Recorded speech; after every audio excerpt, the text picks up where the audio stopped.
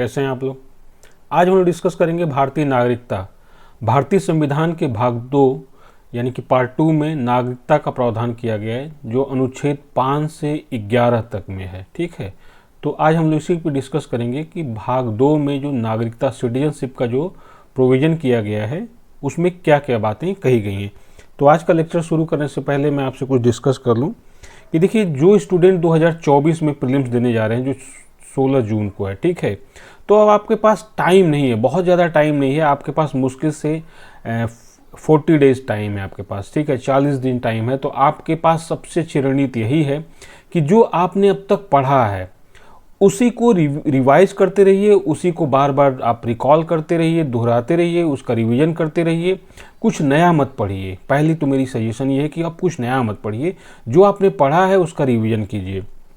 दूसरी सबसे बड़ी बात है कि अब आप प्रीवियस ईयर के क्वेश्चन को थोड़ा सा सॉल्व करके सीरियसली देखिए कि प्रीवियस ईयर का क्वेश्चन क्या है। ठीक है, और अपने सेक्शन को आप एकदम डिफाइन कर लीजिए कि आपको पूरा सिलेबस नहीं पढ़ना है, जो आपका कंफर्ट जोन है, जिसमें आप जानते हैं। देखिए क्या है, जो 2023 में मेरिट गई है प्रीलिम्स की, ठीक है, वो कितनी गई है? वो गई है 38 क्वेश्चंस, मतलब 76 मार्क्स अगर आप पाए हैं, 75 पॉइंट समथिंग मार्क्स है, राउंड फिगर में लेते हैं कि आप 76 मार्क्स अगर पाए हैं आउट ऑफ 200 मार्क्स, तो आप प्रीलिम्स क्वालिफाई हैं। ठीक है, बाकी जो कैटेगरीज हैं, चाहे ओबीसी हों, चाहे एससी हों, एसटी हों, या अदर जो कैटेगरीज हैं जिसमें पीडब्ल्यू भी हैं, ठीक है, फिजिकल हैंडीकैप्स वगैरह जो है उनका कैटेगरी है, तो देखिए उसमें जो है 76 मार्क गई है मेरिट जो है। तो आप मान के चलिए कि आप 100 क्वेश्चन में से 50 क्वेश्चन के चक्कर में पड़िए कि जहां से आप 50 क्वेश्चन फाइंड आउट कर सकते हैं और कर सकते हैं। तो आप ज़्यादा पढ़ने के चक्कर मत पड़िए। जो आपका कंफर्ट जोन है, जिसमें आप बहुत कंफर्ट फील कर रहे हैं कि हाँ इस सेक्शन से क्वेश्चन आएगा तो मैं अच्छा खासा 60 to 70% क्वेश्चन इसमें अच्छा कर लूँगा, तो उस क्वेश्चन को आप, उस टॉपिक्स को आप बार बार रिकॉल कीजिए, रिवाइज कीजिए उसको। ठीक है, कुछ नया मत पढ़िए। जो स्टूडेंट 2025 को टारगेट करके चल रहे हैं कि अगला जो प्री होगा वो 25 मई 2025 में है, तो अभी आपके पास 12 महीने से अधिक समय, पूरे 1 साल से अधिक समय है।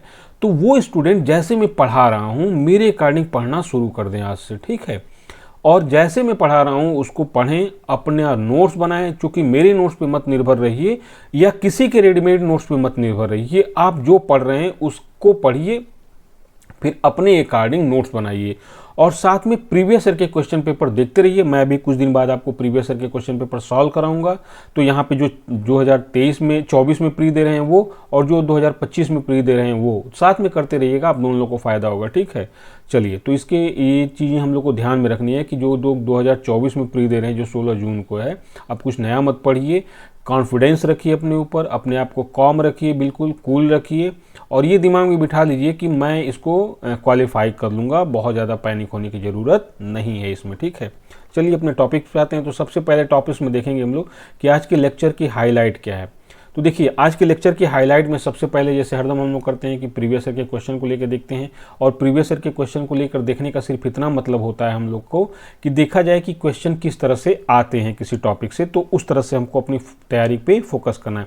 दूसरा देखेंगे कि नागरिकता की परिभाषा क्या दी गई है एवं इसका महत्व क्या है। फिर देखेंगे नागरिकता से संबंधित जो उपबंध किए गए हैं, इसको देखेंगे कि जो अनुच्छेद 5 से लेकर अनुच्छेद 11 तक में क्या प्रावधान किया गया है। ठीक है, फिर देखेंगे कि नागरिकता कैसे प्राप्त की जा सकती है। कोई देश है जो विदेशी है, भारत देश की नागरिकता कैसे प्राप्त कर सकता है। ठीक है, फिर देखेंगे कि नागरिकता, जो भारत की नागरिकता है, इसकी समाप्ति कैसे हो सकती है। जैसे कोई भारत का नागरिक है, उसकी भारतीय नागरिकता कैसे समाप्त हो सकती है। फिर देखेंगे कि दोहरी नागरिकता क्या होती है। ठीक है, फिर देखेंगे कि नागरिकता संशोधन अधिनियम जो 2019 में लाया गया है, जिसमें अच्छा खासा विवाद भी है रहा है, तो इसमें क्या प्रावधान किया गया है। फिर आज जो हम लोग अध्ययन करेंगे उस पर आधारित कुछ प्रश्न मैं दूंगा, और आप उसको सॉल्व करके कमेंट बॉक्स में उसका आंसर दीजिएगा। तो ये हाइलाइट्स हैं हम लोग के आज के। अब हम लोग अपने टॉपिक पर आते हैं। तो ये पहला क्या है, प्रीवियस ईयर क्वेश्चन। तो इसमें देखिए क्या है, ये क्वेश्चन पूछा गया है। पहला क्वेश्चन क्या है, भारत के संदर्भ में निम्नलिखित कथनों पर विचार कीजिए। पहला कथन है, भारत में केवल एक ही नागरिकता और एक ही अधिवास है। पहला कथन ये है। दूसरा है, जो व्यक्ति जन्म से नागरिक हो केवल वही राष्ट्राध्यक्ष बन सकता है। राष्ट्राध्यक्ष मतलब राष्ट्रपति। तीसरा क्या है, जिस विदेशी को एक बार नागरिकता दे दी गई है, किसी भी परिस्थिति में उसे इससे वंचित नहीं किया जा सकता। तो देखिए, एक चीज़ तो ये है कि यहाँ पे प्रश्न का उत्तर देना हम लोग का कोई मोटिव नहीं है, ठीक है। और मैं इसका आंसर दे सकता हूँ, बट ये आप पे छोड़ रहा हूँ कि आप इसका आंसर अभी अध्ययन करेंगे हम लोग, तो इसका आंसर हम लोग फाइंड आउट करेंगे, ठीक है। तो आप खोजिएगा इसमें क्या है, ठीक है। चलिए, तो हम लोग ध्यान ये रखना है कि टॉपिक पढ़ेंगे तो देखिए इस तरह के क्वेश्चन आते हैं, तो इतनी डेप्थ में भी जाके देखना है। जैसे कि इसमें क्या है कि देखिए, जो दूसरा और तीसरा है ये थोड़ी डेप्थ में है। पहले को तो हम लोग पढ़ के इजीली कर लेंगे कि हाँ भाई हो सकता है ना, एकल नागरिकता है भारत में और एक ही अधिवास की बात की गई है, तो ये भी प्रोबेबल हो सकता है, लेकिन डेफिनेटली बात नहीं कर सकते हम लोग। लेकिन दूसरा तीसरा थोड़ा सा डेप्थ में गया है, जिसमें तीसरा और डेप्थ में पूछा गया है, लेकिन थोड़ा ध्यान से देंगे तो आपको आंसर भी फाइंड आउट हो जाएगा। जो तीसरा ही है कि कभी नहीं वंचित किया जा सकता, ये कौन सी बात हो गई भाई, ठीक है। तो चलिए, अब यहाँ पे आंसर देना हम लोग का मोटिव नहीं है, यहाँ पे बस ये देखना मोटिव है कि क्वेश्चन कैसे आते हैं, उसी तरह से फोकस करके पढ़ना है। चलिए, अब हम लोग का टॉपिक है नागरिकता, सिटीजनशिप क्या है। तो देखिए, भारतीय नागरिक देश के पूर्ण सदस्य होते हैं। भारतीय नागरिक क्या, किसी भी देश का कोई नागरिक है तो उस देश का पूर्ण सदस्य है। पूर्ण सदस्य का मतलब है कि उसको सभी प्रकार के अधिकार प्राप्त हैं और उसके कुछ कर्तव्य होंगे, उसको कुछ वहाँ पर सेवाएं भी प्राप्त होंगी, ठीक है। तो देखिए, भारतीय नागरिक देश के पूर्ण सदस्य हैं या होते हैं जिनको देश एवं संविधान में पूर्ण निष्ठा होती है। जाहिर सी बात है कि भारतीय नागरिकों को देश और इसके संविधान में पूर्ण निष्ठा है। ये सभी सिविल व राजनीतिक अधिकार प्राप्त करने के अधिकारी होते हैं। जो नागरिक होते हैं वो सभी प्रकार के सिविल और राजनीतिक अधिकार प्राप्त करते हैं, ठीक है। और भारतीय नागरिक होने के कारण स्वतः ही ये अधिकार उन्हें प्राप्त हो जाता है। फिर क्या है, धर्म, मूल वंश, जाति, लिंग व जन्म स्थान के आधार पर इनके साथ कोई भी भेदभाव नहीं किया जाएगा। जो अनुच्छेद 15 में कहा गया है ना, ये नागरिकों को प्राप्त है, ठीक है। अब यहाँ पर देखा गया है कि कुछ अधिकार जो मौलिक अधिकार हैं सिर्फ नागरिकों को प्राप्त हैं, और मौलिक अधिकार के बाहर भी कुछ अधिकार हैं जो सिर्फ नागरिकों को प्राप्त हैं। तो हम लोग देखेंगे कि जो मौलिक अधिकार वाला चैप्टर पढ़ेंगे भाग 3 में, वहाँ पर देखेंगे कि कौन कौन सा नागरिकों को प्राप्त है और कौन कौन सा गैर नागरिकों को भी प्राप्त है। तो यहाँ पे उसको हम लोग डिस्कस नहीं करते हैं, बस देखते हैं। फिर दूसरा क्या है, लोक नियोजन में अवसर की समानता का अधिकार जो अनुच्छेद 16 में वर्णित है, इसका भी अधिकार नागरिकों को प्राप्त है। फिर क्या है, अनुच्छेद 19 में जो वाक एवं अभिव्यक्ति की स्वतंत्रता है, सम्मेलन करने का, संघ बनाने का, विचरण या संचरण करने का, देश के किसी भाग में निवास करने का या कोई भी व्यवसाय अपनाने का, और साथ में एक और जोड़ दी गई है सहकारी समितियां बनाने का। ये भी मूल अधिकार 19 के अंतर्गत किसको प्राप्त है, नागरिकों को प्राप्त है, ठीक है। फिर क्या है, संस्कृति और शिक्षा संबंधी अधिकार है जो अनुच्छेद 29 और 30 में मौलिक अधिकार के रूप में प्रदान किया गया है, ये भी नागरिकों को प्राप्त है। फिर क्या है, लोकसभा व विधानसभा चुनाव में मतदान का अधिकार जो अनुच्छेद 326 के तहत प्राप्त है, ठीक है। तो ये भी अधिकार है। फिर संसद एवं राज्य विधानमंडल की सदस्यता के लिए चुनाव लड़ने का अधिकार, ये भी अधिकार प्रदान किया गया है। यहाँ पर ध्यान रखना है कि जो संसद एवं राज्य विधानमंडल की सदस्यता के लिए चुनाव लड़ने का अधिकार है, ये कोई संवैधानिक अधिकार नहीं है, एक विधि अधिकार से थोड़ा अधिक है, लेकिन ये मूल अधिकार नहीं है। संविधान में दिया गया है लेकिन ये मूल अधिकार नहीं है, और संसद इस संबंध में कानून बना सकती है, ठीक है। तो यहाँ पर ये भी याद रखना है। अब हम लोग आते हैं कि अभी तक देखा हम लोग, फिर क्या है, राष्ट्रपति को और क्या दिया गया है, सार्वजनिक पदों, मतलब राष्ट्रपति में नागरिकों को सार्वजनिक पदों पर, जैसे राष्ट्रपति, उपराष्ट्रपति, उच्च एवं उच्चतम न्यायालय के न्यायाधीश, राज्यपाल, महान्यायवादी एवं महाधिवक्ता, ये भारत के नागरिक ही इन पदों पर नियुक्त हो सकते हैं। तो याद रखिएगा कि कुछ ऐसे सार्वजनिक पद हैं जिन पर भारत के नागरिक ही विराजमान हो सकते हैं। यहाँ यह ध्यान देने रखने वाली या ध्यान योग्य बात है कि अधिकार आवश्यक रूप से कर्तव्यों के साथ जुड़े रहते हैं, ठीक है। अब अधिकार किसी को दिया गया नागरिक को, तो नागरिक का कुछ कर्तव्य भी होगा। वो कर्तव्य क्या है, कर का भुगतान करें, देश की रक्षा करें, राष्ट्रीय ध्वज व राष्ट्रगान का सम्मान करें, ये कर्तव्य भी नागरिकों के अधिकार के साथ साथ। फिर आते हैं भारतीय संविधान के भाग 2 में अनुच्छेद 5 से लेकर 11 तक नागरिकता का प्रावधान किया गया है।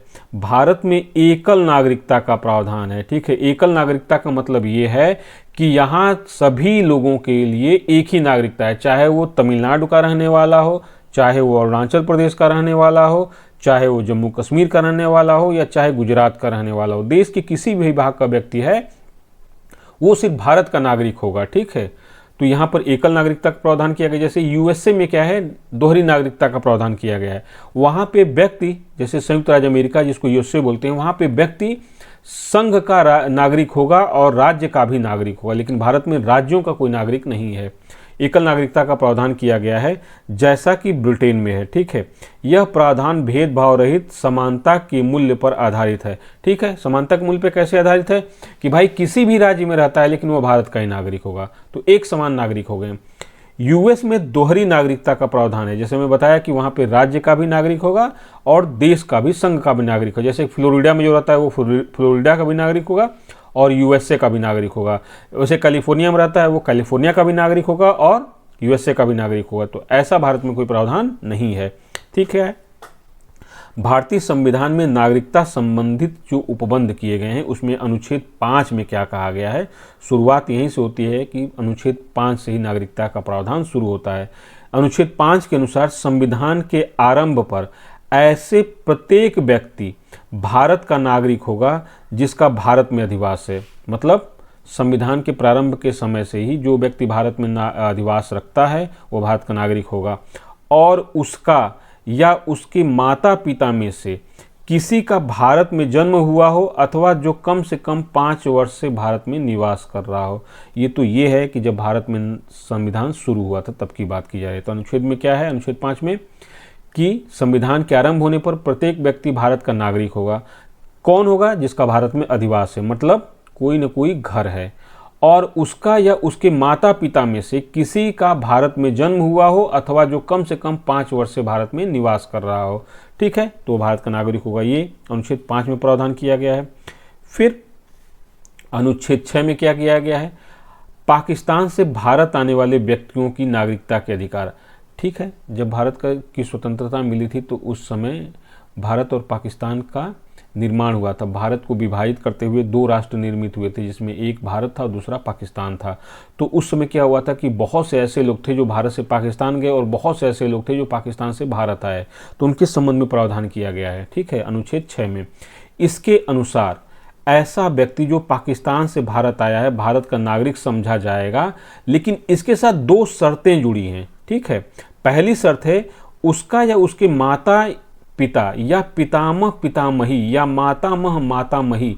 अब देखिए यहाँ पे तो माता पिता हम लोग समझ जाते हैं, पितामह पितामही मतलब दादा दादी, मातामह मातामही मतलब नाना नानी में से किसी का जन्म अविभाजित भारत में हुआ हो। ठीक है, जो व्यक्ति पाकिस्तान से आ रहा हो वो भारत का नागरिक समझा जाएगा, लेकिन 2 शर्त है। पहला तो ये है कि उसके माता पिता पितामह पितामही या मातामह मातामही में से किसी का जन्म अविभाजित भारत में हुआ, मतलब 15 अगस्त 1947 के पहले अविभाजित भारत में जन्म हुआ हो इनमें से किसी का। पहली शर्त है। दूसरी शर्त क्या है, या तो वह 19 जुलाई 1948 से पूर्व भारत आकर समानांतर रह रहा हो। 19 जुलाई 1948 से पूर्व भारत आकर समानांतर रह रहा हो, या उसके पश्चात आया हो, मतलब 19 जुलाई 1948 के पश्चात आया हो, किंतु संविधान के लागू होने के पूर्व, जब से संविधान लागू हुआ है उसके पूर्व भारतीय नागरिक के रूप में पंजीकरण करा लिया हो अपना। ठीक है, तो यहाँ पर याद रखना है, पहली शर्त है, ये दूसरी शर्त है। अब देखिए यहाँ पे आता है कि 19 जुलाई 1948 की तिथि क्यों महत्वपूर्ण है भाई, तो इसी दिन से भारत से पाकिस्तान और पाकिस्तान से भारत आने जाने के लिए अनुमति पत्र की प्रणाली शुरू की गई थी। ठीक है, अनुमति पत्र की प्रणाली शुरू की गई थी कि भाई यहाँ से अगर कोई जाना चाहता है चला जाए, कोई आना चाहता है पाकिस्तान से तो भारत आ जाए। इसी दिन से शुरू की गई थी, तो इसलिए इस दिन के पूर्व उसने क्या कर लिया हो, अपना पंजीकरण करा लिया हो, या रहने लगा हो, या फिर इसके बाद आया हो लेकिन भारतीय नागरिक के रूप में अपना पंजीकरण करा लिया हो। तो ये दोनों शर्त पूरी होनी चाहिए। फिर अनुच्छेद 7 में क्या उपबंध किया गया है, पाकिस्तान को प्रव्रजन करने वाले व्यक्तियों की नागरिकता के अधिकार। जो व्यक्ति पाकिस्तान प्रव्रजन कर गए या चले गए, माइग्रेट कर गए, उनके संबंध में अनुच्छेद 7 में प्रावधान किया गया है। ये क्या है, 6 पाकिस्तान से भारत आने वालों के बारे में है, लेकिन 7 क्या है, पाकिस्तान को जाने वालों के बारे में। इस अनुच्छेद के अनुसार यदि कोई व्यक्ति मार्च 1947 के पश्चात ऐसे भारतीय राज्य क्षेत्र में जो इस समय पाकिस्तान के अंतर्गत है जो पाकिस्तान चला गया तो उसकी भारतीय नागरिकता समाप्त हो जाएगी। ठीक है, मार्च 1947 के पश्चात ऐसे भारतीय राज्य क्षेत्र में जो भारत में आ गया, ठीक है, जो पाकिस्तान में था, लेकिन वो व्यक्ति कहाँ चला गया, पाकिस्तान में चला गया, तो उसकी भारतीय नागरिकता क्या हो गई, समाप्त हो गई।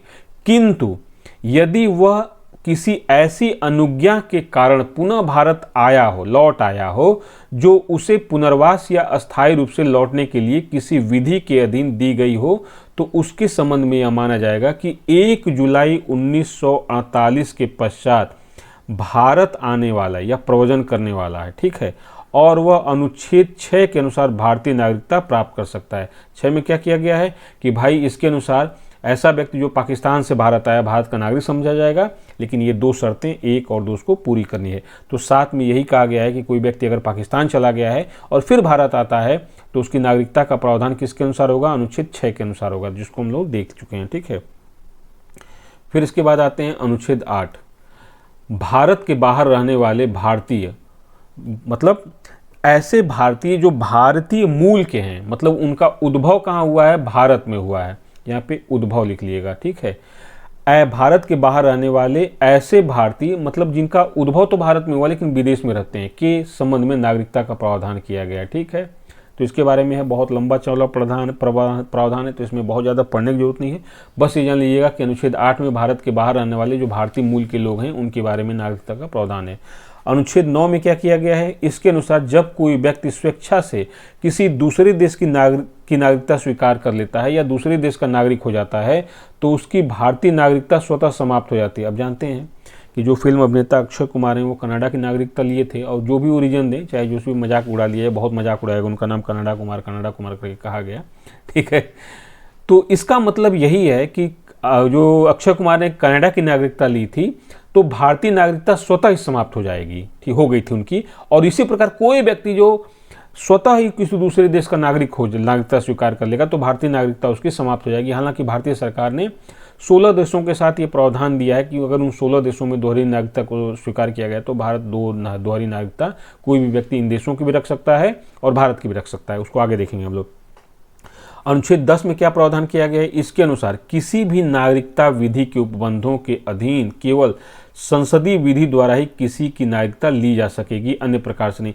मतलब देखिए, अगर किसी से नागरिकता ली जाती है, छीनी जाती है, तो वो संसद द्वारा बनाई गई विधि के अनुसार होगी, ये नहीं कि मनमाने तरीके से किसी की नागरिकता छीन ली जाएगी। ठीक है, तो यहाँ पर याद रखना है कि मनमाने तरीके से किसी की नागरिकता नहीं छीन ली जाएगी कि मेरे मन में आया तो मैं तुम्हारी नागरिकता छीन लूँगा। ठीक है, अभी जानते हैं कि जो CAA आया है या जो NRC था, ठीक है, इसमें बहुत ज़्यादा नागरिकता के प्रावधान को लेकर बहुत ज़्यादा डिस्कशन हुआ था। ठीक है, या जो नेशनल पॉपुलेशन रजिस्टर था उसकी प्रावधान को लेकर हुआ था, तो ये बहुत ज़्यादा विवादित रहे और बहुत लाइमलाइट में रहने वाले प्रावधान है। ठीक है, तो इसके अनुसार ये चीज़ है कि किसी भी व्यक्ति की नागरिकता केवल तभी ली जा सकती है जब संसदीय प्रावधान उस प्रकार का हो, विधि के अनुसार ही किसी की नागरिकता ली जाएगी, अन्यथा ऐसे नहीं ली जाएगी मनमाने तरीके से। तो ये अनुच्छेद 10 में है। अनुच्छेद 11 क्या कहता है, इसके अनुसार नागरिकता से संबंधित विधि बनाने की शक्ति संसद को दी गई है। यानी कि नागरिकता से संबंधित विधि कौन बना सकता है, संसद बना सकता है। याद रखिएगा, इस तरह के क्वेश्चन आते हैं कि नागरिकता से संबंधित विधि कौन बना सकता है, राष्ट्रपति बना सकता है, प्रधानमंत्री बना सकता है, संसद बना सकती है, तो यहाँ पे संसद बना सकती है। तो इसी बात को ध्यान रखते हुए या इसी अधिकार का प्रयोग करते हुए संसद ने भारतीय नागरिकता अधिनियम 1955 का निर्माण किया, जिसमें 1986, 1992, 2003, 2005, 2015 व 2019 में संशोधन इसमें किया गया। जो लेटेस्ट संशोधन किया गया है 2019 में किया गया है। ठीक है, जिसमें CAA, NRC इस तरह की प्रावधान किए गए थे। ठीक है, तो यहाँ पर इसको ध्यान रखना है कि अनुच्छेद 5 से लेकर अनुच्छेद 11 के मध्य में नागरिकता संबंधित प्रावधान किए गए हैं। आपको एक चीज़ बता दे रहा हूँ कि अगर मैं जो पढ़ा रहा हूँ क्वेश्चन को, तो मेरी थोड़ी सी ये मजबूरी है कि मैं बहुत आराम से बहुत डिटेल में पढ़ाऊँगा तो वीडियो बहुत लंबी हो जाती है, तो आप लोग देखते नहीं हैं। आप लोग को जैसे लगता है ना, इसको शिकायत भी मेरी है और क्या ही कर सकते हैं इसमें, कि आप लोग एक बार डिटेल में ही पढ़ लीजिए, आराम से पढ़ लीजिए। कौन सा ऐसा फास्ट फूड करना है हमको, ठीक है, खाना है। बहुत से स्टूडेंट को मैं देखता हूँ कि बहुत जल्दी में होते हैं कि बहुत जल्दी पढ़ा दिया जाए। ठीक है, बता तो दिया जाएगा इसको 5 मिनट में ही, बट इसके अकॉर्डिंग आप क्वेश्चन कर पाएंगे? जिस तरह से यूपीएससी क्वेश्चन फॉर्मेशन कर रहा है, क्या आप कर पाएंगे? तो आप एक बार अच्छे से डिटेल में पढ़ लीजिए, फिर आप आराम से शॉर्ट में पढ़ते रहिए, कोई फ़र्क नहीं पड़ता है। तो मेरी मजबूरी ये होती है ना कि आपको चीज़ें डिटेल में बताई जाएँ, बट आपके पास इतना टाइम नहीं है, फास्ट फूड का चक्कर हम लोग को लगा है, ठीक है। या हो सकता है कि डिटेल में पढ़ने लगें तो रील के लिए टाइम नहीं बचेगा, और मोस्ट इंपॉर्टेंट थिंग क्या है, रील देखना है, ठीक है। और रील नहीं देखेंगे तो फिर ज़िंदगी बर्बाद है हम लोग की, ठीक है। तो बड़ी मुश्किल कहानी है हम लोग की। चलिए तो यही आप लोगों से रिक्वेस्ट है कि एक बार आराम से पढ़ लीजिए। कितना लगेगा पॉलिटी पढ़ने में? 2 से ढाई महीने लगेंगे, और सिर्फ आपका 2 से ढाई महीने में 1 घंटा टाइम आपको मेरे साथ डेली बिताना है, ठीक है, ऑनलाइन माध्यम से। आपकी पॉलिटी में डेफिनेटली बता दे रहा हूं कि जो सेक्शन में पढ़ाऊंगा वो इतना अच्छे से समझा दूंगा कि आपको पढ़ने की फिर ज़रूरत ही नहीं पड़ेगी, आराम से आप उसको कर ले जाइएगा, ठीक है।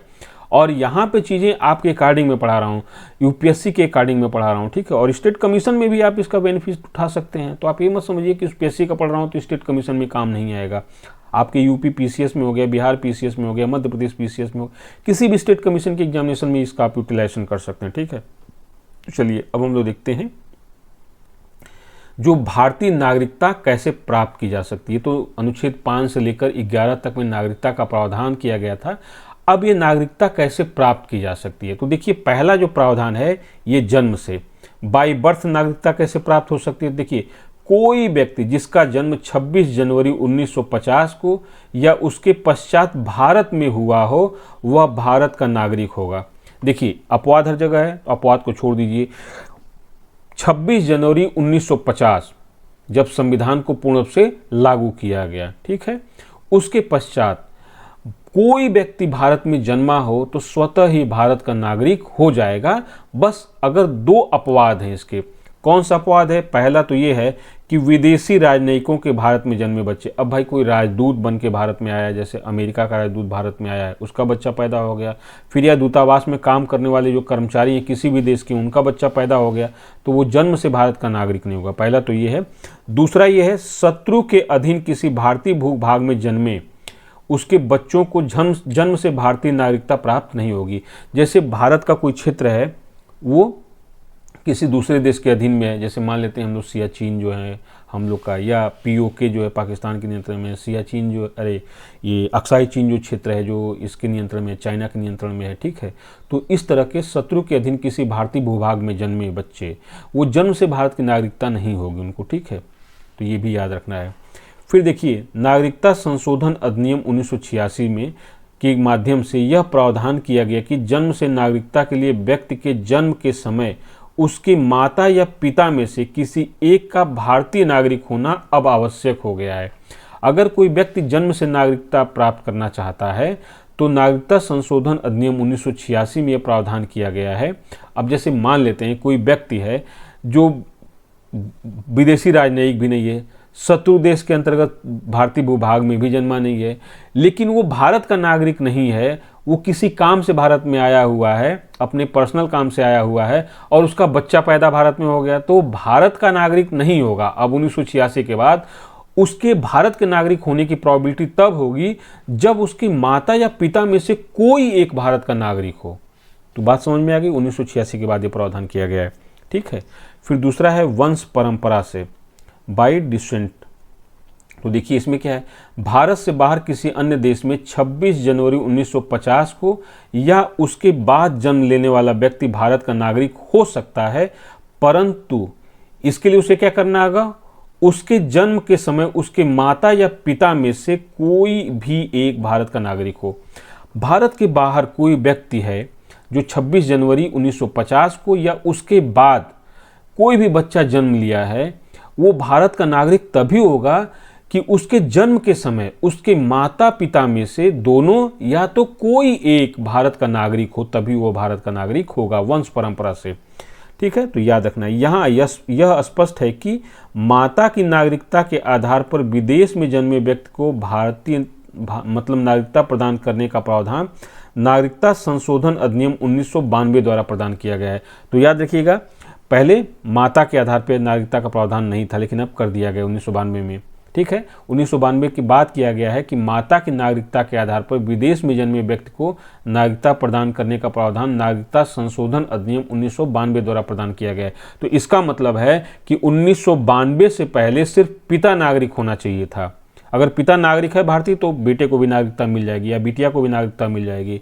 लेकिन 1992 में प्रावधान कर दिया गया कि चलो माता नहीं, पिता नहीं है, माता है। जैसे कोई भारतीय महिला है, वो जाके किसी विदेशी से शादी कर ले रही है और वहाँ पे उसका कोई बच्चा पैदा हो जा रहा है, तो 1992 के बाद यदि कोई बच्चा पैदा हो रहा है तो वो क्या होगा, भारत का नागरिक होगा, क्योंकि उसकी माता क्या है, भारत की नागरिक है। ठीक है, याद रखिएगा। 3 दिसंबर 2004 के बाद भारत से बाहर जन्मा 3 दिसंबर 2004 के बाद भारत से बाहर जन्मा कोई व्यक्ति वंश परंपरा के आधार पर भारत का नागरिक तभी हो सकता है जब उसके जन्म के 1 वर्ष के भीतर भारतीय वाणिज्य दूतावास में जन्म पंजीकरण कराया गया हो या केंद्र सरकार की सहमति से उक्त अवधि में पंजीकरण हुआ हो। अब देखिए 1992 में तो प्रावधान कर दिया गया कि चलो भाई माता ही नागरिक है भारत की तो पुत्र नागरिक हो जाएगा। लेकिन 3 दिसंबर 2004 के बाद से यह प्रावधान कर दिया गया कि भारत के बाहर कोई जन्मा बच्चा है तो भारत का नागरिक तभी होगा कि उसके जन्म के 1 साल के भीतर भारतीय वाणिज्य दूतावास में जाकर क्या करना है, पंजीकरण करा ले अपने बेटे का, या केंद्र सरकार की सहमति से उक्त अवधि में कोई पंजीकरण करा ले, तभी वो भारत का नागरिक माना जाएगा। तो याद रखिएगा कि इस समय वंश परंपरा से कोई व्यक्ति, विदेशों में जन्मा कोई व्यक्ति तभी भारत का नागरिक होगा कि उसके माता या पिता में से एक कोई भारत नागरिक हो, चाहे माता हो चाहे पिता हो। ठीक है। और दूसरा ये है कि उसके जन्म के 1 साल के अंदर, जैसे आज जन्मा हो तो 1 साल के भीतर ही उसका भारतीय वाणिज्य दूतावास में जाके पंजीकरण करा लिया हो या केंद्र सरकार की सहमति से उक्त अवधि में पंजीकरण हुआ हो। ये काम करेगा तभी हो पाएगा। 3 दिसंबर 2004 के बाद ऐसा प्रावधान किया गया, तो यहाँ पर याद रखना है इसको। ठीक है। फिर इसके बाद हम लोग देखते हैं पंजीकरण से कैसे करा सकता है। तो अभी तक हम लोग देख रहे थे जन्म से, वंश परंपरा से, तीसरा क्या है, पंजीकरण से।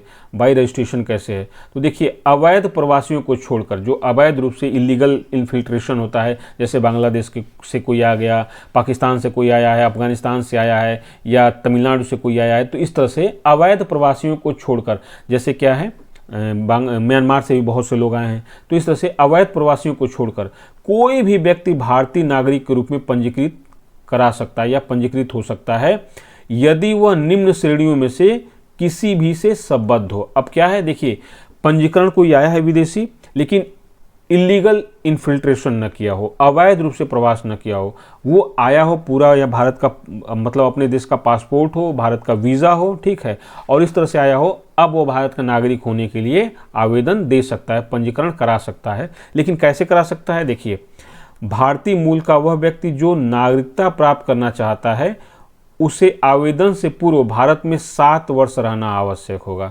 यदि भारतीय मूल का कोई व्यक्ति चला गया है, भारत की नागरिकता छोड़ दी है, जैसे क्या है बहुत से लोग फिजी में भारतीय मूल के लोग हैं, मॉरिशस में हैं, ठीक है, कैरिबियन द्वीपों में बहुत से भारतीय मूल के लोग हैं, ब्रिटेन यूएसए में हैं, फिर गल्फ कंट्रीज़ में कहीं भी भारतीय मूल के लोग हैं और भारत की अब नागरिकता प्राप्त करना चाहते हैं, तो आवेदन जब दे रहे हैं उसके पूर्व 7 साल भारत में उनको रहना आवश्यक है। पहला तो ये है। दूसरा क्या है, ऐसा व्यक्ति जिसका जन्म भारत में हुआ हो किंतु जो भारत से बाहर किसी अन्य देश में निवास करता हो, तो भी व्यक्ति हो गया भारत की नागरिकता प्राप्त करेगा पंजीकरण के माध्यम से। तीसरा क्या है, ऐसा व्यक्ति जिसने भारतीय नागरिक से विवाह किया हो और वह पंजीकरण के लिए आवेदन देने से पूर्व 7 वर्ष से भारत में रहता हो, ठीक है। अब इसमें क्या है, किसी से भी विवाह कर लिया, कोई विदेशी यहाँ की महिला से विवाह कर लिया हो, या विदेश की महिला भारतीय पुरुष से विवाह कर लिया हो, ठीक है। तो जब वो यहाँ के नागरिकता के लिए पंजीकरण के लिए आवेदन देगा तो उसके 7 साल पहले वो यहाँ पर रहता हो, ये प्रावधान है। फिर क्या है कि भारतीय नागरिकों के अवयस्क बच्चे, ठीक है, ये भी है कि जो भारतीय नागरिक हैं उनके अवयस्क बच्चे हैं वो भी पंजीकरण के माध्यम से नागरिकता प्राप्त कर सकते हैं। कोई वयस्क व्यक्ति मतलब जो एडल्ट पर्सन है जिसके माता पिता भारत के नागरिक रूप में पंजीकृत हों, ठीक है, उसका भी पंजीकरण हो जाएगा। अगला है एक वयस्क व्यक्ति मतलब एडल्ट पर्सन जो स्वयं या उसके माता पिता स्वतंत्र भारत के नागरिक के रूप में पंजीकृत हों या वह पंजीकरण का इस प्रकार का आवेदन देने से पूर्व 1 वर्ष से भारत में निवास कर रहा हो, तो ये चीज़ याद रखिएगा। फिर अगला क्या है, राष्ट्रमंडल देशों के नागरिक, जो राष्ट्रमंडल कॉमनवेल्थ है, कॉमनवेल्थ क्या है कि जो ब्रिटिश उपनिवेश थे वो जब स्वतंत्र हुए तो उनको मिलाकर कॉमनवेल्थ नेशन का निर्माण किया गया। जैसे हम लोग देखते हैं राष्ट्रमंडल खेल जो होता है तो उसमें क्या है, जो ब्रिटिश उपनिवेशिक देश थे, ठीक है, जैसे भारत है, पाकिस्तान है, श्रीलंका है, इस तक जितने देश ब्रिटेन के अधीन थे उन देशों को मिलाकर राष्ट्रमंडल देशों का निर्माण किया गया। हालांकि कई उसमें ऐसे देश थे जो कभी ब्रिटेन के उपनिवेश नहीं रहे हैं लेकिन स्वेच्छा से राष्ट्रमंडल के सदस्य बने हुए हैं, और कुछ ऐसे भी देश हैं जो ब्रिटेन के उपनिवेश रहे हैं लेकिन वो राष्ट्रमंडल से बाहर चले गए हैं। ठीक है, भारत भी राष्ट्रमंडल का सदस्य है, स्वेच्छा से है। तो राष्ट्रमंडल देशों के नागरिक जो भारत में रहते हों या भारत सरकार की नौकरी कर रहे हों, आवेदन देकर भारत की नागरिकता प्राप्त कर सकते हैं। ठीक है, तो ये प्रावधान पंजीकरण के माध्यम से किया गया है।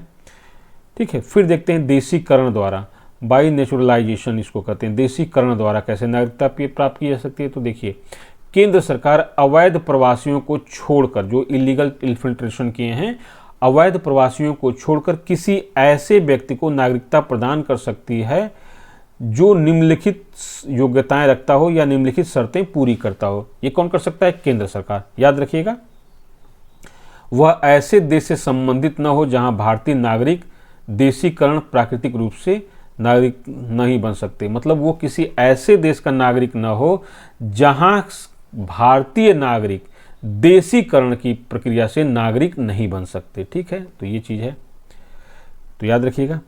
वह व्यक्ति भारतीय नागरिकता प्राप्त होने पर अन्य देश की नागरिकता त्याग दे। अब ऐसा ना हो कि किसी देश का नागरिक है और भारत की नागरिकता ले रहा हो तो वहाँ की नागरिकता न त्याग रहा हो, वो स्वेच्छा से ही क्या करे, भारत की नागरिकता ले ले और अपने देश की नागरिकता को क्या कर दे, त्याग दे। ऐसा शर्त होनी चाहिए। फिर क्या है, यदि वह भारत में रह रहा हो या भारत सरकार की सेवा में हो या इनमें से थोड़ा कोई एक या थोड़ा कोई अन्य हो। तो अब देखिए क्या है, यहाँ पे थोड़ा सा कन्फ्यूजन देखिए, यहाँ पे यदि वह भारत में रह रहा हो, अब रह रहा हो तो कोई ज़रूरी नहीं है कि वो भारत सरकार मतलब गवर्नमेंट सर्विस ही कर रहा हो या भारत सरकार की सेवा में।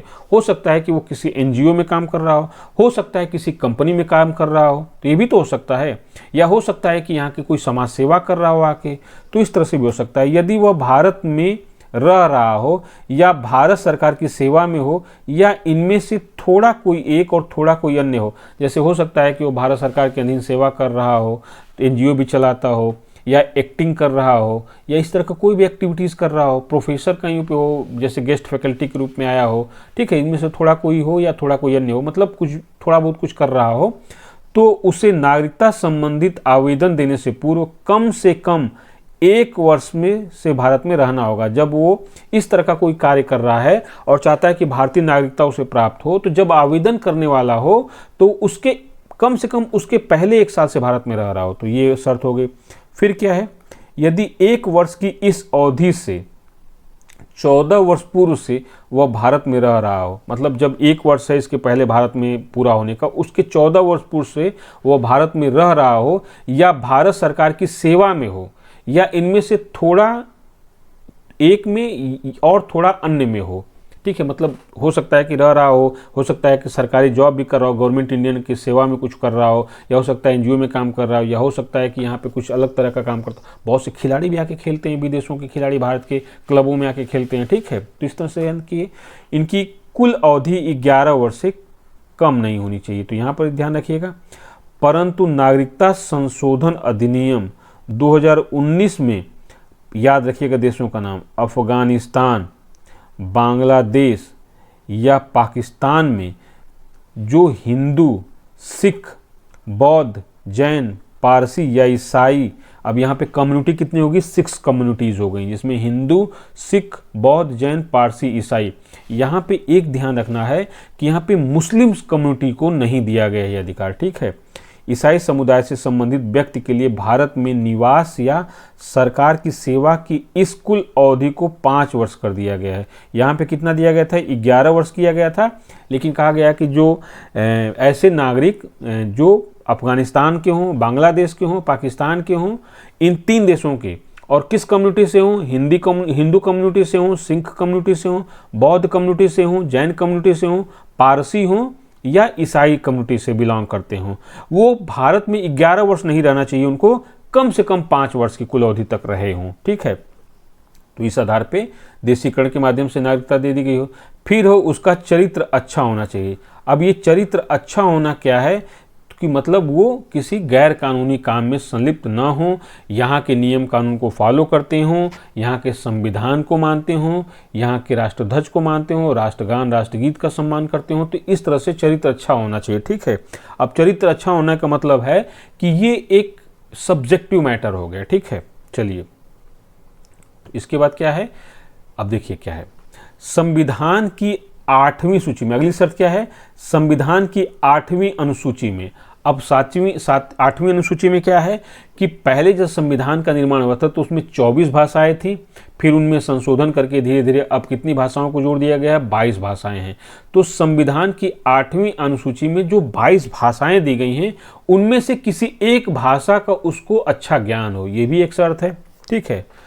फिर उसे देशीकरण मतलब प्राकृतिक रूप से नागरिकता का प्रमाण पत्र प्रदान किए जाने की स्थिति में वह भारत में रहने का इच्छुक हो या भारत सरकार की सेवा या किसी अंतर्राष्ट्रीय संगठन में हो जिसका भारत सदस्य हो, या भारत में स्थापित किसी सोसाइटी, कंपनी या व्यक्तियों का निकाय हो, इसमें प्रवेश या उसे जारी रखे हो ये, ठीक है। हालांकि भारत सरकार उपरोक्त प्राकृतिक शर्तों के मामले पर एक या सभी दावा हटा सकती है यदि व्यक्ति की विशेष सेवा विज्ञान, दर्शन, कला, साहित्य, विश्व शांति या मानव उन्नति से संबंध हो। मतलब कोई वो सर्विस सेक्टर में हो, जैसे सेवा करता हो, लोक सेवा करता हो, पब्लिक सेवा करता हो, या कोई विशिष्ट ज्ञान रखता हो जैसे विज्ञान, कला, साहित्य, इसमें योगदान देता हो। इस प्रकार से नागरिक बने व्यक्ति को भारत के संविधान के प्रति निष्ठा की शपथ लेनी होगी। तो वही मैं कहा, अच्छा चरित्र वही माना जाएगा, कानून को मानता हो, यहाँ की परंपराओं की इज्जत करता हो, ठीक है, और बाकी यहाँ के संविधान, राष्ट्रगान, राष्ट्र के प्रति निष्ठा दिखाता हो, तो ये चीज़ होनी चाहिए, ठीक है। तो ये किससे है, बाय नेचुरलाइजेशन से, ठीक है। अब आते हैं भूमि के अर्जन द्वारा, बाय एक्विजिशन ऑफ लैंड। जैसे भारत ने किसी पड़ोसी देश से कोई भूमि का अर्जन किया है या कहीं से भी किसी देश का अर्जन किया है तो उसकी नागरिकता, अब इस तरह का प्रावधान आपको देखिए, अभी हम लोग जब पढ़ रहे थे, हम लोग संघ एवं उसका राज्य क्षेत्र पढ़ रहे थे, तो वहाँ पे हमने देखा था कि 1975 में सिक्किम को भारत का पूर्ण राज्य बना दिया गया। उसके पहले सिक्किम क्या था, सिक्किम भारत का एक संयुक्त राज्य था, ठीक है। तो उसका भारत ने क्या किया है, एक अपने भारत में विलय कर लिया गया, 35वें संविधान संशोधन द्वारा उसका विलय किया गया, और 36वें संविधान संशोधन 1975 में क्या किया गया, सिक्किम को भारत का पूर्ण राज्य बना दिया गया, जो 25वां राज्य भारत का बना था, ठीक है। तो ये था। अब देखिए, यदि भारत सरकार द्वारा किसी नए भूभाग को अर्जित कर उसका भारत में विलय किया जाता है तो उस क्षेत्र से संबंधित विशेष व्यक्तियों को, मतलब अगर किसी विदेशी क्षेत्र को भारत में वर्जित करके उसको विलय किया जाता है तो उस क्षेत्र विशेष से संबंधित जो व्यक्ति हैं वो भारत के नागरिक घोषित कर दिए जाएंगे जिस दिन से विलय हुआ है। जब पांडिचेरी, इसी प्रकार का कैसे, जैसे जब पांडिचेरी भारत का हिस्सा बना तो भारत सरकार ने नागरिकता संशोधन अधिनियम 1962 को जारी किया था। जो 1955 था ना, उसके बाद एक आदेश जारी किया गया, और यह क्या था, यह आदेश नागरिकता अधिनियम 1955 के तहत जारी किया गया था। किसको, पांडिचेरी के लोगों को भारत का नागरिक, क्योंकि पांडिचेरी क्या था, फ्रांसीसी उपनिवेश था, ठीक है। इसको 1954 में पांडिचेरी से लेकर और 1962 में क्या किया गया, इसको भारत का क्षेत्र घोषित किया गया, ठीक है। नागरिक और फ्रांसीसी जो क्षेत्र के, पांडिचेरी क्षेत्र के जिसमें क्या है, पुदुचेरी है, इसके निवासियों को भारत का नागरिक घोषित किया गया था, ठीक है। तो ये भी एक इक्विजिशन हो गया। फिर इसके बाद जानते हैं पुर्तगाल से लिया गया था, जो गोवा लिया गया, दादर एवं नगर हवेली तथा दमन एवं दीव को लिया गया पुर्तगाल से, तो वहाँ के भी लोगों को क्या है, भारतीय नागरिक के रूप में पहचान दी गई। तो ये क्या था, भूमि के अर्जन द्वारा था। फिर सिक्किम का उदाहरण आपको बताया ही मैं, ठीक है। फिर क्या है, असम समझौते से आच्छादित व्यक्तियों के लिए नागरिकता का विशेष प्रावधान। ये भी है कि असम समझौता हुआ है, उससे आच्छादित व्यक्तियों के लिए नागरिकता का प्रावधान कैसे किया गया। तो देखिए, नागरिकता संशोधन अधिनियम 1985 में असम समझौते विदेशी मुद्दे पर था, आच्छादित व्यक्तियों की नागरिकता के लिए निम्नलिखित प्रावधान किए गए। अब ये बहुत जटिल है, जो असम में घुसपैठिए की एक प्रॉब्लम है कि अवैध प्रवासियों की प्रॉब्लम है, ये बहुत बड़ी रही है। तो 1985 में इसका समाधान किया गया। देखिए है क्या, जब भारत का बंटवारा हुआ तो भारत और पाकिस्तान नाम के दो देश बने। तो पाकिस्तान भी दो जगह था, फिजिकली जो था, भौगोलिक रूप से पाकिस्तान दो जगह था। एक पश्चिम की तरफ था जो भारत के पश्चिम में था, और दूसरा पूर्व तरफ था जो भारत के पूर्व तरफ, जिसमें बंगाल को काट के बनाया गया था। तो जो पूर्वी पाकिस्तान था, जो अब वर्तमान समय में बांग्लादेश से, वहाँ से बहुत से लोग भारत में आकर निवास करने लगे। उसमें हिंदू भी थे, उसमें मुस्लिम भी थे, ठीक है। तो ये ज़्यादातर लोग असम में जाकर बसे, जिसको असोम कहा जा रहा है आजकल, ठीक है। तो वहाँ पे जाकर बसे। उन्हीं के भी संबंध में क्या किया गया कि एक प्रावधान किया गया। तो यही है कि नागरिकता संशोधन अधिनियम 1985 असम समझौते, जिसमें विदेशी मुद्दों पर आच्छादित व्यक्तियों की नागरिकता के लिए विशेष प्रावधान किया गया। क्या किया गया? तो पहला है, भारतीय मूल के सभी व्यक्ति जो 1 जनवरी 1966 के पहले बांग्लादेश से असम आए और जो अपने प्रवेश के बाद से ही साधारणतः असम के निवासी हैं, को 1 जनवरी 1966 से भारत का नागरिक मान लिया जाएगा। ये कब प्रावधान किया गया था? 1985 में। कि देखिए भाई, जो भारतीय मूल के व्यक्ति हैं जो 1 जनवरी 1966 से पहले बांग्लादेश से असम में आए और जो अपने प्रवेश के बाद से ही साधारणतः असम में निवास करने लगे, वो 1 जनवरी 1966 से भारत के नागरिक मान लिए जाएंगे। पहला तो ये है, प्रावधान किया गया। दूसरा क्या किया गया? भारतीय मूल का प्रत्येक व्यक्ति जो 1 जनवरी 1966 को या उसके बाद लेकिन 25 मार्च 1971 के पहले बांग्लादेश से असम आया और अपने प्रवेश के समय से ही साधारणतः असम का निवासी है और जिसे विदेशी के रूप में पहचाना गया, को स्वयं को निबंधित करना होगा। ऐसे निबंधित व्यक्ति भारत का नागरिक मान लिया जाएगा। अब देखिए, 16 दिसंबर 1971 में किसका निर्माण हुआ है? बांग्लादेश का निर्माण हुआ है। और यहाँ पे क्या किया जा रहा है? 25 मार्च 1971। मतलब अभी भी बांग्लादेश क्या था? पूर्वी पाकिस्तान के रूप में जाना जाता था। तो इसका मतलब है कि अभी भी बांग्लादेश का एक राष्ट्र के रूप में निर्माण नहीं हुआ है, उसके पहले ही, ठीक है, जो 1 जनवरी 1966 या उसके बाद आए हों, लेकिन कब से? 25 मार्च 1975 के पहले ही आ गए हों, ठीक है। लेकिन उन्होंने क्या किया हो? विदेशी के रूप में पहचाना गया, को स्वयं को निबंधित करना होगा और ऐसे निबंधित व्यक्ति को भारत का नागरिक मान लिया जाएगा, ठीक है। तो यहाँ पर ये हो गया। फिर ये क्या किया गया? 7वां कैसे प्रावधान है? नागरिकता संशोधन अधिनियम 2019 द्वारा प्रावधान किया गया है।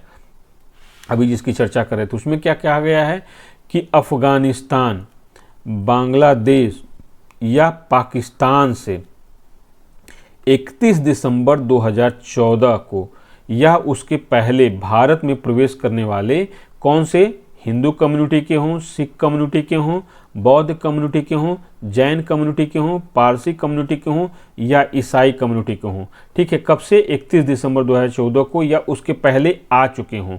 समुदायों के प्रवासियों की नागरिकता के रूप में इनके रूप में विशेष प्रावधान जोड़े गए हैं, जिन्हें पासपोर्ट, ठीक है, अधिनियम 1920 और विदेशी अधिनियम 1946 के प्रतिकूल दंड परिणामों से छूट दी गई है, ठीक है। तो ये भी प्रावधान किया गया है। उनके विषय में नागरिकता संशोधन अधिनियम 2019 लाया गया था, जिसमें कहा गया कि अफगानिस्तान, बांग्लादेश या पाकिस्तान से 31 दिसंबर 2014 के पहले जो भारत में आ गए हैं वो किस कम्युनिटी से हैं? हिंदू, सिख, बौद्ध, जैन, पारसी, ईसाई कम्युनिटी से हैं। उनके लिए नागरिकता का विशेष प्रावधान किया गया है, ठीक है। अब देखिए, यहाँ पे बहुत विवाद है कि ये क्या है कि यहाँ पे एक मुस्लिम कम्युनिटी को छोड़ दिया गया। तो यहाँ का मतलब है कि धर्म के आधार पर ये कहीं ना कहीं भेदभावपूर्ण एक अधिनियम है।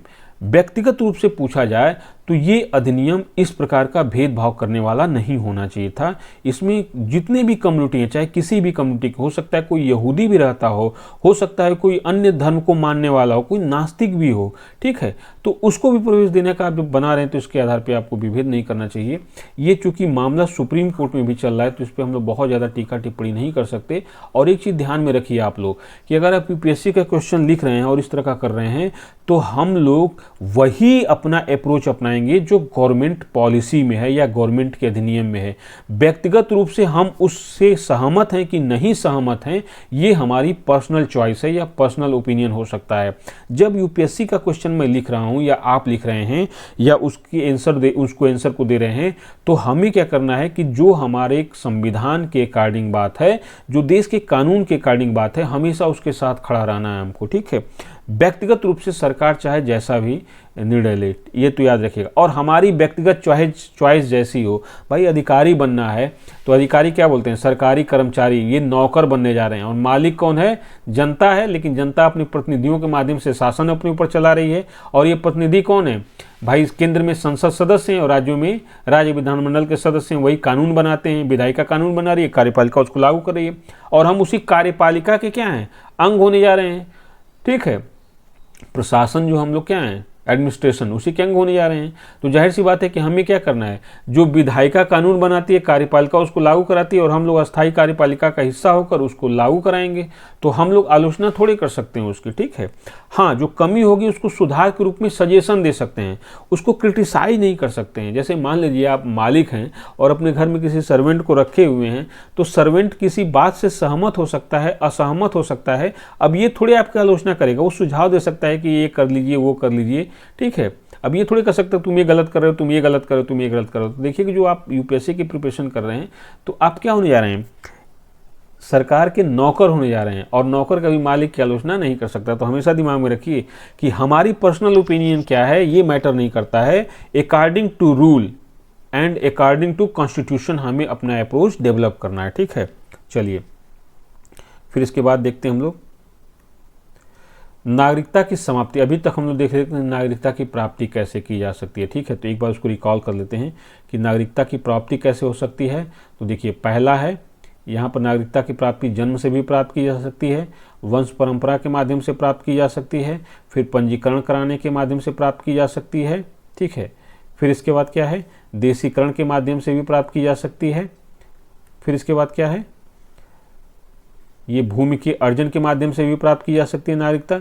फिर क्या है, असम समझौते से आच्छादित व्यक्तियों के लिए नागरिकता का प्रावधान किया गया है, यानी कि इसके माध्यम से भी नागरिकता प्राप्त की जा सकती है। फिर है नागरिकता संशोधन अधिनियम 2019 के माध्यम से भी नागरिकता प्राप्त की जा सकती है। तो इन प्रकारों से, इन 7 प्रकार से भारतीय नागरिकता प्राप्त की जा सकती है। अब आता है कि कोई व्यक्ति भारत का नागरिक है तो उसकी भारतीय नागरिकता से उसको वंचित कैसे किया जा सकता है। तो देखिए यहाँ पे नागरिकता की समाप्ति, द एवोल्यूशन ऑफ सिटीजनशिप कैसे है। तो देखिए, नागरिकता अधिनियम 1955 में यह प्रावधान किया गया है कि निम्न प्रकार से नागरिकता का अंत हो सकता है। कोई व्यक्ति भारत का नागरिक है तो 1955 में नागरिकता अधिनियम के माध्यम से यह प्रावधान किया गया है कि उसका निम्न प्रकार से अंत भी किया जा सकता है, किसका, नागरिकता का। तो पहले है स्वैच्छिक त्याग, कोई व्यक्ति अपनी इच्छा से ही भारत की नागरिकता त्यागना चाहता है तो वो त्याग सकता है। अभी क्या है, एक वयस्क नागरिक जो ऐसी घोषणा के उपरांत कि वह अपनी नागरिकता का त्याग कर रहा है, वह भारत का नागरिक नहीं होगा। जब कोई व्यक्ति अपनी नागरिकता का परित्याग करता है तो उसके नाबालिग बच्चे भी भारतीय नागरिकता से वंचित हो जाएंगे। यदि कोई व्यक्ति स्वेच्छा से भारत की नागरिकता छोड़ रहा है तो जो उसके सब एडल्ट चाइल्ड हैं, 18 वर्ष से कम उम्र के बच्चे हैं, वो स्वतः ही भारत के नागरिक नहीं होंगे, वो भी नहीं होंगे। लेकिन 18 वर्ष जब वो पूर्ण कर लेंगे तो उसके 1 वर्ष के अंदर ही उनको क्या करना होगा, भारतीय नागरिकता के लिए आवेदन देना होगा, तब भारत की नागरिकता उनको मिल जाएगी, ठीक है। तो ये याद रखना है, स्वैच्छिक त्याग से। दूसरा है बर्खास्तगी के द्वारा, मतलब उसकी नागरिकता को क्या कर दिया गया है, टर्मिनेट कर दिया गया। जब कोई व्यक्ति भारतीय नागरिकता स्वेच्छा से किसी अन्य देश की, जब कोई व्यक्ति भारतीय नागरिक है, कोई व्यक्ति जो भारतीय नागरिक है स्वेच्छा से किसी अन्य देश की नागरिकता ले लेता है, ठीक है, तो भारत की नागरिकता स्वतः ही बर्खास्त हो जाती है। जैसे मैंने उदाहरण दिया, वही अक्षय कुमार थे। अक्षय कुमार क्या किए, कनाडा की नागरिकता ले लिए। तो जब उन्होंने कनाडा की नागरिकता प्राप्त की होगी और उस समय 2003 के पहले 4 के पहले ले ली होगी, जब दोहरी नागरिकता का प्रावधान किया गया था, तो भारत की नागरिकता क्या होगी, स्वतः समाप्त हो गई होगी। और अब इसलिए समाप्त हो गई, तभी तो उनको इतना ट्रोल किया गया सोशल मीडिया पे। तो उन्होंने फिर से दावा किया कि मैं भारत की नागरिकता के लिए आवेदन किया हूँ और प्राप्त हो गई, ठीक है। तो जब कोई भारतीय नागरिक स्वेच्छा से किसी अन्य देश की नागरिकता ग्रहण कर लेता है तो उसकी भारतीय नागरिकता स्वयं बर्खास्त हो जाती है। तीसरा है वंचित करने पर। अब ये वंचित करने पर क्या है, भारत सरकार निम्न आधारों पर किसी व्यक्ति को नागरिकता से वंचित कर सकती है। अब कौन कौन आधार हैं, देखिए, संविधान के प्रति अनिष्ठा दिखाने पर। कोई व्यक्ति संविधान के प्रति अनिष्ठा दिखा रहा है, यानी कि संवैधानिक प्रावधानों को नहीं मान रहा है, तो उसकी नागरिकता छीन सकती है भारत सरकार। दूसरा क्या है, युद्ध काल में शत्रु की सहायता करने पर, ठीक है, कोई युद्ध चल रहा है और आप किसी शत्रु की सहायता कर रहे हैं तो इसके लिए भी हो सकता है। यदि नागरिकता फर्जी तरीके से प्राप्त की गई, जैसे मैं बताया ना कि पंजीकरण माध्यम में जो फेक डॉक्यूमेंट हैं या इस तरह की कोई भी, जैसे आप विदेशी भूमि का अर्जन किया गया, हो सकता है कि आप उसमें रहते ही नहीं हो, फर्जी तरीके से इक्विजन दिखा दिए हो अपना, या किसी भी तरीके से आपने फर्जी नागरिकता प्राप्त की हो, नागरिकता फर्जी तरीके से प्राप्त की हो, तो जांच की जाएगी। अगर फर्जी दस्तावेज पाएंगे तो आपको टर्मिनेट कर दिया जाएगा। फिर क्या है, पंजीकरण या देशीकरण द्वारा नागरिकता प्राप्त करने के 5 वर्ष के भीतर किसी अन्य देश में 2 वर्ष की सजा आपको मिल गई हो, जैसे पंजीकरण किया हो, देशीकरण किया हो, ठीक है, इसके माध्यम से आपने भारत की नागरिकता तो प्राप्त कर ली, और नागरिकता प्राप्त हुई उसके 5 साल के भीतर ही किसी अन्य देश में आपको 2 वर्ष की सजा हो गई, तो भारतीय नागरिकता से आपको वंचित कर दिया जाएगा। फिर क्या है, किसी भारतीय स्त्री द्वारा विदेशी पुरुष से विवाह करने पर, तो याद रखिएगा, कोई भारतीय महिला है अगर विदेशी पुरुष से विवाह करती है तो उसकी भारतीय नागरिकता क्या हो जाएगी, समाप्त हो जाएगी। अब यहाँ पर हमारे यहाँ की एक अभिनेत्री हैं, कौन सी हैं, प्रियंका चोपड़ा, उन्होंने विदेशी से शादी की है, तो ऑब्वियसली इस प्रावधान के अनुसार उनकी भारतीय नागरिकता क्या हो गई होगी, समाप्त हो गई होगी। फिर क्या है, लगातार 7 वर्ष तक भारत से बाहर रहने पर, यदि कोई भारतीय नागरिक है और 7 साल से लगातार विदेश में है तो उसकी भारतीय नागरिकता भी क्या हो जाएगी, समाप्त हो सकती है। ठीक है, तो याद रखिएगा यहाँ पर ये प्रावधान है। फिर क्या है, जो हमने डिस्कस किया कि अब दोहरी नागरिकता का प्रावधान किया गया है। तो देखिए, अभी हम लोग चर्चा कर रहे थे कि दोहरी नागरिकता नहीं, भारत में एकहरी नागरिकता है, वो इसलिए प्रावधान था कि उसमें राज्य और केंद्र का कोई अलग अलग नागरिक नहीं है, राज्यों की भारत में कोई नागरिकता नहीं है, किसी भी राज्य का व्यक्ति है वो क्या होगा, भारत का नागरिक होगा। लेकिन यहाँ दोहरी नागरिकता का मतलब ये है कि भारत के नागरिक होने के साथ साथ किसी अन्य देश का भी नागरिक। तो भी मैं बताया था कि ये देखिए, दिसंबर 2003 में लक्ष्मीमल सिंघवी समिति की सिफारिश पर नागरिकता संशोधन विधेयक 2003 संसद द्वारा पारित किया गया। इसमें यह प्रावधान किया गया कि विदेशों में बसे भारतीय मूल के लोगों को सीमित रूप में भारतीय नागरिकता प्रदान की जाए। सीमित रूप का मतलब क्या है कि भारत के जो नागरिक हैं उनको कुछ असीमित अधिकार प्राप्त हैं, ठीक है, उनको कुछ विशेष अधिकार प्राप्त हैं। तो वो सारे अधिकार तो इनको नहीं प्राप्त होंगे, लेकिन कुछ अधिकार इनको प्राप्त हो सकते हैं। तो ये क्या किया गया था, दिसंबर 2003 में लक्ष्मीमल सिंघवी समिति का गठन किया गया था। और उसमें दरअसल क्या था ना कि जो भारतीय मूल के लोग हैं वो विदेशों में रह रहे हैं, तो वो भी चाहते थे, अब भारत सरकार ने सोचा कि भाई इनको अपने मूल के साथ जोड़ा जाए, भारतीय जड़ों के साथ इनको जोड़े रखा जाए, और इनकी जो दक्षता है या इनकी जो वेल्थ है या इनकी जो भी है उसका भारतीय हितों में उपयोग करने के लिए इनको प्रोत्साहित किया जाए। तो एक तो इनका भारत से जुड़ा होगा, जो विदेशों में भारतीय हितों को क्या करेंगे, संरक्षित करेंगे।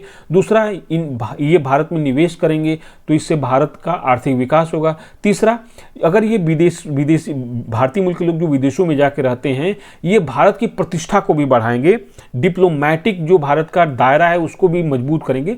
तो सब ध्यान में रखते हुए लक्ष्मीमल सिंघवी का गठन किया गया और ये कहा गया कि भाई दोहरी नागरिकता के विषय में आप क्या अध्ययन कीजिए, वो बताइए कैसे इसको लागू किया। तो उन्होंने अपनी सिफारिश दिया। तो उसमें क्या कहा इन्होंने, इसमें यह प्रावधान किया गया कि विदेशों में बसे भारतीय मूल के लोगों को सीमित रूप में भारतीय नागरिकता प्रदान की जाएगी। ये कहा गया overseas citizenship of India, overseas citizenship of India नाम दिया गया इनको, ठीक है। इसके अंतर्गत ब्रिटेन, यूएसए सहित कुल 16 देशों में बसे जो भारतीय थे उनको ओवरसीज नागरिकता प्रदान की जाएगी, ठीक है। यानी कि ये दोहरी नागरिकता ले सकते हैं। ब्रिटेन, यूएसए जैसे सहित 16 देश थे, इसमें सभी देश नहीं है कि वो भारत के भी नागरिक रहेंगे और उस देश के भी नागरिक रहेंगे, ठीक है। अब इनको क्या सुविधा दी गई, ये बिना पासपोर्ट के भारत आ जा सकेंगे, ठीक है, परंतु इन्हें सामान्य नागरिक तरह वोट देने का अधिकार नहीं होगा, मताधिकार नहीं होगा। संवैधानिक पद प्राप्त करने, जैसे संवैधानिक पद क्या हो गया, राष्ट्रपति हो गया, ठीक है, और महान्यायवादी हो गया, सीएजी हो गया, इतने जितने पद हैं इनको नहीं प्राप्त कर सकते। और अनुच्छेद 16 के अंतर्गत जो अवसर की समानता है, जिसमें जन्म, लिंग, जाति, जन्म स्थान, मूल वंश के आधार पे राज्य किसी के साथ भेदभाव नहीं करेगा, अवसर की समानता है, उसका भी अधिकारी ये नहीं होंगे। तो ये कहा गया। अब देखिए, विदेशों में जो बसे हुए भारतीय मूल के लोग हैं इनको 3 श्रेणियों में वर्गीकृत किया गया। जो भारतीय मूल के लोग विदेशों में बसे हुए हैं इनको 3 श्रेणियों में वर्गीकृत किया गया। पहला है अनिवासी भारतीय, जिसको बोलते हैं नॉन रेजिडेंट इंडियन, एनआरआई। तो पहला तो ये श्रेणी हो गई एनआरआई। अभी इसकी हम लोग डिटेल से व्याख्या देखेंगे। दूसरा है भारतीय मूल के व्यक्ति, जिनको बोलते हैं person of Indian origin, PIO, person of Indian origin. तीसरा है भारत के सीमा पारी नागरिक, overseas citizen of India, OCI। तो ये क्या है, भारतीय मूल के लोग जो विदेशों में रहते हैं उनको 3 श्रेणियों में वर्गीकृत किया गया है। अब इसका और डिटेल से हम लोग डिस्कस करते हैं कि ये तीनों की क्या विशेषता है। ठीक है, तो देखिए, अनिवासी भारतीय जो NRI हैं वो क्या है, उन भारतीय नागरिकों को कहा जाता है जो नौकरी अथवा व्यवसाय के कारण वर्ष में 182 दिन या उससे अधिक समयावधि तक विदेशों में रहते हैं तथा ये भारतीय पासपोर्ट धारण करते हैं। मतलब ऐसे भारतीय पासपोर्ट धारक नागरिक जो वर्ष में 182 दिन या उससे ज़्यादा, मतलब 6 महीना या उससे ज़्यादा विदेशों में रहते हैं। क्या करते हैं, नौकरी करते हैं या व्यवसाय करते हैं। ठीक है, इस तरह के काम करते हो। बहुत से लोग हैं कि वो घूमने फिरने भी जा रहे हैं इस तरह से। ठीक है, सरकार ने वर्ष 2011 में एक अधिसूचना जारी करके अनिवासी भारतीयों को भारत में मतदाता के रूप में पंजीकरण कराने हेतु सुविधा दे दी कि भाई जो NRI हैं वो भारत में अपना पंजीकरण करा के मतदाता के रूप में अपने आप को पंजीकृत करा सकते हैं। फॉर्म 6A के माध्यम से विदेशों में रहने वाले आवेदन करके मतदाता सूची में नाम डलवा सकते हैं जो NRI हैं। तो NRI क्या हैं, भारतीय मूल के नागरिक हैं और ये भारत के ही नागरिक हैं और पासपोर्ट भी किसका रखते हैं, भारत का रखते हैं। लेकिन वर्ष में आधे दिन, मतलब 365 दिन में 182 दिन की या उससे अधिक कहाँ रहते हैं, ये विदेशों में रहते हैं। ठीक है, ठीक है, चलिए अब है भारतीय मूल के व्यक्ति। ऐसे लोग जो स्वयं अथवा उनके पूर्वज कभी भारतीय नागरिक थे लेकिन वर्तमान में ये लोग दूसरे देश के नागरिक बन गए हैं। जैसे भारत में नहीं बोलते हैं गिरमिटिया मजदूर, गिरमिटिया मजदूर उसका नाम वास्तव में एग्रीमेंटिव लेबर था, लेकिन उसको बिगड़ के क्या हो गया, जैसे नहीं पढ़ते हैं तत्सम तद्भव, तो तत्सम से बिगड़ते बिगड़ते एग्रीमेंटी का गिरमिटिया हो गया। क्योंकि जो लोग गए थे वो पढ़े लिखे नहीं थे तो नाम बहुत वो सही से ले नहीं पाते थे, तो गिरमिटिया मजदूर हो गया। तो इस तरह के लोग भारत से गए, कैरिबियन द्वीप में गए थे, फिजी के आसपास के द्वीपों में गए थे। ठीक है, फिर इसके बाद मॉरिशस के आसपास क्षेत्रों में गए थे। तो इस तरह के लोग, या बहुत से लोग हैं जो अफ्रीकी देशों में गए हैं, खाड़ी देशों में गए हैं, या पश्चिमी यूरोपीय देशों में गए हैं, या अमेरिकी देशों में गए हैं। ठीक है, तो इस तरह के लोग हैं। तो देखिए, ऐसे लोग जो स्वयं अथवा उनके पूर्वज कभी भारतीय नागरिक थे लेकिन वर्तमान में ये लोग दूसरे देश के नागरिक बन गए हैं, अर्थात ऐसे व्यक्ति जिनके पास कभी भी भारत का पासपोर्ट रहा हो तथा जिनके माता पिता या दादा दादी या नाना नानी में से कोई भी भारत शासन अधिनियम 1935 के अधीन तत्कालीन भारतीय क्षेत्र का निवासी रहा हो, जिनको क्या कहा जाता था, भारतीय मूल के व्यक्ति। ठीक है, तो याद रखिएगा, ओरिजिन ऑफ इंडियन सिटीजन। ठीक है, देखिए फिर क्या है, वर्ष 2002 में भारतीय मूल के लोगों के लिए PIO, person of Indian origin card की प्रक्रिया प्रारंभ की गई, जिसके द्वारा PIO कार्ड धारक, मतलब person of Indian origin card धारक व्यक्ति कार्ड जारी होने की तिथि से 15 वर्ष तक बिना वीजा के भारत आ जा सकता था। मतलब कोई व्यक्ति अगर PIO कार्ड लिया हुआ है तो जिस दिन से कार्ड जारी हुआ है वहां से लेके 15 वर्ष तक की अवधि में बिना वीजा के ही भारत आ जा सकता था। इस कार्ड धारक व्यक्ति को भी NRI के समान आर्थिक, वित्तीय व शैक्षणिक सुविधाएं प्रदान की गई। ठीक है, NRI के समान, परंतु इन्हें चुनाव लड़ने, मतदान करने या जमीन खरीदने का अधिकार नहीं दिया गया था। तो याद रखिएगा कि जो भारतीय मूल के नागरिक हैं उनको अनिवासी भारतीयों से कम अधिकार दिया गया था। ठीक है, फिर एक तीसरा है, उसको देख लेते हैं हम लोग। तो तीसरा क्या है, तो यहाँ पे भारत के सीमा पारी नागरिक, ठीक है, ओवरसीज सिटीजन ऑफ इंडिया। तो नागरिकता संशोधन अधिनियम 2005 के द्वारा सभी देशों में रह रहे भारतीय मूल के व्यक्तियों को कहा गया था, इसको भारत के सीमा पारी नागरिक। जो नागरिकता संशोधन अधिनियम 2005 के द्वारा भारत से बाहर विदेश में जो भी भारतीय मूल के व्यक्ति रह गए उनको कहा गया, तथा इन्हें विदेशी भारतीय नागरिकता प्रदान की गई। ठीक है, इनको विदेशी भारतीय नागरिकता प्रदान की गई। अब ये क्या किया गया, इसमें 28 जून 2005 को नागरिकता संशोधन अध्यादेश 2005 लागू किया गया, जिसमें नागरिकता अधिनियम में पुनः संशोधन कर यह प्रावधान किया गया कि कोई भी प्रवासी भारतीय जो ऐसे देश में रह रहा हो जहां दोहरी नागरिकता का प्रावधान हो वह OCI प्राप्त कर सकता है, मतलब ओवरसीज सिटीजन ऑफ इंडिया प्राप्त कर सकता है। परंतु यहाँ पर भी याद रखिएगा पाकिस्तान तथा बांग्लादेश को छोड़कर। देखिएगा जो हम लोग नागरिकता संशोधन अधिनियम 2019 देखे थे उसमें अफगानिस्तान भी था, तो अफगानिस्तान, पाकिस्तान, बांग्लादेश से आने वाले कम्युनिटियों के बारे में था। इसमें क्या है कि पाकिस्तान और बांग्लादेश को छोड़कर कोई व्यक्ति अगर OCI है तो प्राप्त कर सकता है। नागरिकता संशोधन अधिनियम 2015 में एक नई योजना शुरू की गई। अब इसमें क्या किया गया, जो भारतीय विदेशी नागरिकता कार्ड होल्डर थे, जिसको ये PIO कार्ड थे ना, उसके कहा गया इसका निर्माण PIO तथा OCI के विलय के फलस्वरूप हुआ। मतलब ओवरसीज सिटीजन ऑफ इंडिया और person of Indian origin card जो था, इनका विलय कर दिया गया और इसके आधार पर क्या किया गया, भारतीय विदेशी नागरिकता कार्ड होल्डर जारी किया गया। ये ठीक है, तो इसका क्या हुआ कि जो PIO कार्ड था, OCI था, इनको विलय करते हुए भारतीय विदेशी नागरिकता कार्ड होल्डर। अब ये होता था कि भाई कुछ को ज़्यादा अधिकार प्राप्त है, कुछ को कम अधिकार प्राप्त है, तो बहुत सब मिसअंडरस्टैंडिंग थी और कहीं ना कहीं डिस्क्रिमिनेशन हो रहा था। तो ये वक्त थोड़ा झंझट से बचते हुए एक सीधे भारतीय विदेशी नागरिकता कार्ड प्रदान किया जाए, तो इनके कार्ड होल्डर हो गए। ठीक है, तो इनको जो सुविधाएं दी गई, मतलब कैटेगराइजेशन था उसका एक साथ मर्ज कर दिया गया, एक साथ मिला दिया गया और उनको एक साथ वही समान नागरिक मतलब सुविधाएं प्रदान कर दी गई। तो ये किया गया। फिर देखिए अब क्या आता है, नागरिकता संशोधन अधिनियम 2019 क्या है। तो देखिए नागरिकता संशोधन अधिनियम 2019 द्वारा नागरिकता अधिनियम 1955 में संशोधन किया गया। इसके अनुसार वही बताया था जो मैं आपको, 31 दिसंबर 2014 या उसके पहले अफगानिस्तान, बांग्लादेश और पाकिस्तान से भारत आए हुए 6 समुदायों, जिसमें बताया हिंदू, सिख, बौद्ध, जैन, पारसी, ईसाई को अवैध प्रवासी नहीं माना जाएगा। अगर ये इलीगल तरीके से नहीं हैं, ठीक है, आए हैं, तो इनको अवैध प्रवासी नहीं माना जाएगा। लेकिन कब से आए हों, 31 दिसंबर 2014 या उसके पहले आ गए हों। किन किन देशों से, अफगानिस्तान, बांग्लादेश और पाकिस्तान। इसमें याद रखना है कि 6 कम्युनिटीज़ को दिया गया है, मुस्लिम कम्युनिटी को इसमें इन्वॉल्व नहीं किया गया है। ये बहुत विवाद का विषय है। ठीक है, चलिए, तो ये हमारा नागरिकता से संबंधित प्रावधान था जिसके विषय में हम लोग डिस्कस किए। अब हम लोग का टॉपिक है अध्ययन आधारित प्रश्न। जो हम लोग ने अभी अध्ययन किया है उस पर कौन से प्रश्न हो सकते हैं, तो उसमें एक ही प्रश्न आपको आज दिया जा रहा है। उसमें क्या है, निम्नलिखित में से किसे नागरिकता से संबंधित प्रावधान में परिवर्तन करने का अधिकार दिया गया है।